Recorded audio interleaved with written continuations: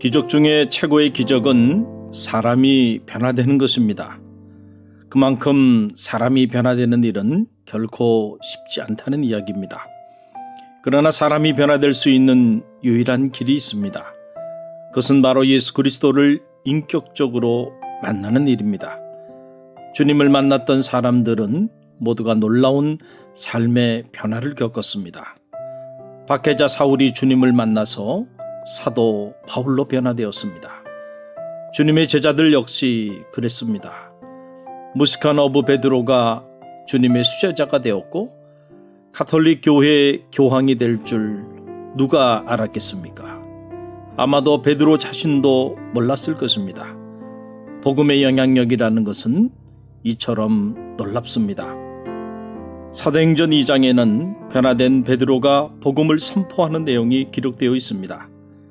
살기 위해서 주님을 3번씩이나 부인하며 주님 곁을 떠났던 베드로가 부활하신 주님을 만난 이후 자신의 죄를 참회합니다. 그리고는 더 이상 목숨을 두려워하지 않는 사람으로 변화되었습니다. 담대히 예수 그리스도의 죽으심과 부활하심을 선포하였습니다. 놀라운 사실은 그의 메시지를 들었던 사람들이 마음에 큰 찔림을 받고 어찌할 바를 몰라 베드로 앞에 나온 것입니다. 그때 베드로가 그들에게 외친 말씀이 바로 오늘의 말씀입니다. 베드로가 이르되 너희가 회개하여 각각 예수 그리스도의 이름으로 세례를 받고 죄 사함을 받으라. 그리하면 성령의 선물을 받으리니. 베드로의 메시지의 핵심은 바로 회개하라는 것입니다. 이것은 주님의 첫 메시지이기도 하였습니다. 이때부터 예수께서 비로소 전파하여 이르시되 회개하라 천국이 가까이 왔느니라 하시더라. 우리의 삶의 BC와 AD는 예수 그리스도 안에서 옛사람을 청산하고 새사람을 덧입는 진정한 참회의 사건을 통해서 나뉩니다. 존 웨슬리의 감리교 운동은 철저한 참회 운동이었습니다. 웨슬리 자신도 진정한 의미의 회심 체험을 통해서 새롭게 거듭났습니다. 웨슬리의 회심 체험은 철저히 준비된 것이었습니다. 첫 선교지였던 조지아주 선교에서 실패한 후 야간 도주하여 고향으로 돌아온 웨슬리는 깊은 영적 방황을 합니다. 당시의 마음을 웨슬리는 이렇게 기록하였습니다. 불신앙, 내 마음이 공경에 빠지지 않을 만큼 그리스도에 대한 신앙을 갖고 있지 않았다. 내가 하나님을 믿고 또 바르게 그리스도를 믿었더라면 마음이 공경에 빠지지 않았을 것이다. 교만, 내 과거의 삶을 돌아보니 내가 갖고 있지 않다고 생각한 교만을 갖고 있었다. 망각, 폭풍 가운데서는 매번 하나님께 부르짖었지만 조용할 때는 부르짖지 않았다. 정신의 경솔함과 방만함, 가르침의 말보다는 원수를 대하듯 말을 하였다. 웨슬리는 이처럼 영적으로 자기를 성찰하면서 주여 제게 믿음을 주옵소서라고 간구하였습니다. 웨슬리의 회심 사건은 한순간의 사건이 아니었습니다.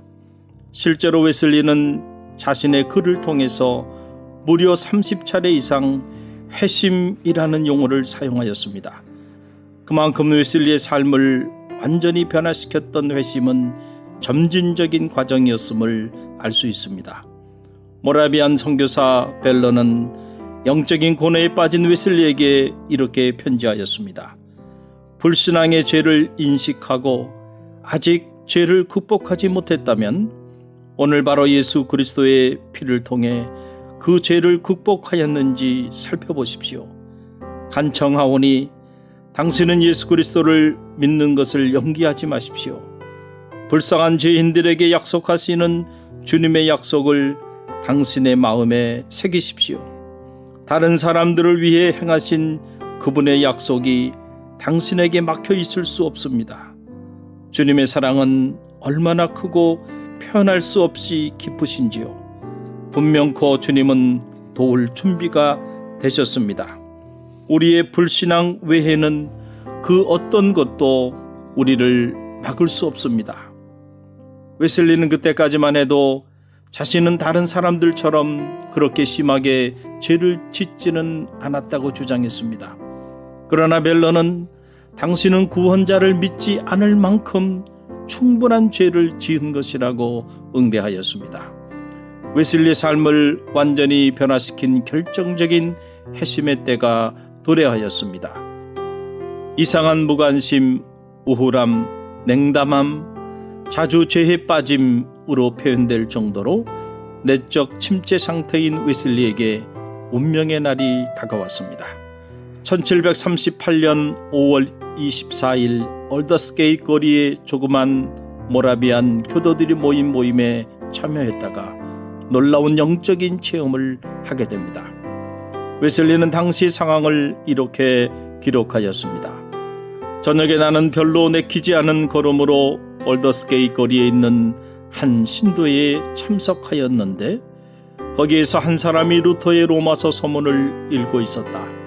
8시 45분경에 그가 그리스도 안에 있는 믿음을 통하여 하나님께서 마음의 변화를 일으키시는 일을 설명하고 있었다. 그때 나는 내 마음이 이상하게 훈훈해지는 것을 느꼈다.